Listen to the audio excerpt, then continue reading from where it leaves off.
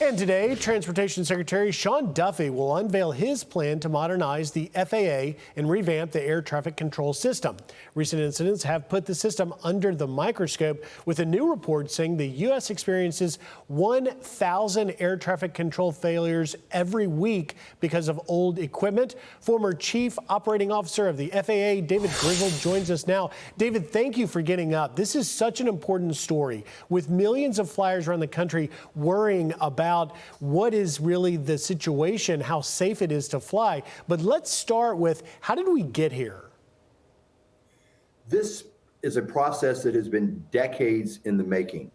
To understand the current moment we're in, you have to understand there are four components that explain it. The first is that we have archaic technology, the best technology of the 1980s, generally running our air traffic control system. We've got a shortage of air traffic controllers. We've got a budget that has been too small and constantly interrupted for decades. And then finally, we have an acquisition system that is designed to deliver large, overbuilt, over budget, and late systems, and not to have the kind of incremental and iterative technology that any private sector company would have.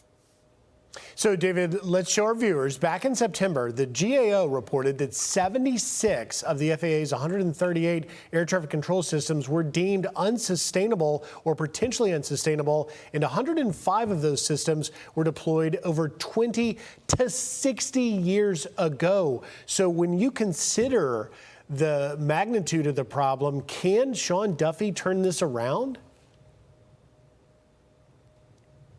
All right, we're working to get David's connection back, but it's really a unbelievable problem, because you're talking about something that dates back to literally a half of a century ago. As you look at some of that, and Carly, you know, you look at the task before Secretary Duffy, and you begin to think that of all the secretaries in this Trump administration, he may have the most daunting task.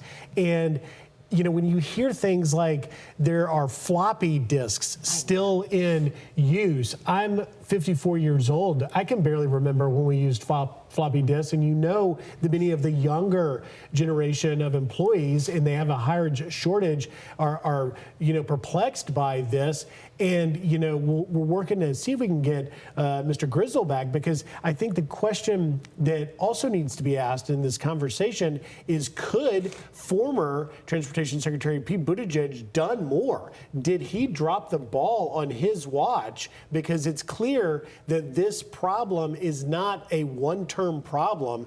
This was decades in the making that's going to need years, if not a decade or more, to fix. Yeah, that's a great point. And it really seems like it's not just a technological issue, which it is, but it's also a manpower issue. So you have to come at it at both fronts. But you know, you think about how vulnerable you feel in a plane, and then learning about this, and that there are 1,000 air traffic control failures each week. It's an alarming news item, and it's something that certainly needs to be focused on and fixed as quickly as possible. Yeah, and as we look at images from Newark, I mean, Newark's Liberty Airport is certainly ground zero for the frustration of flyers. Mr. Grizzle, thank you for joining us.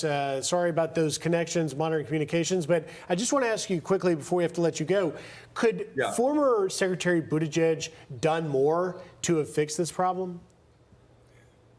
Yes, he could have.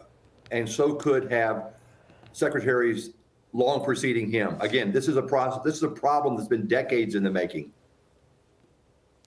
All right, David Grizzle, former COO of the FAA, thank you for your insight.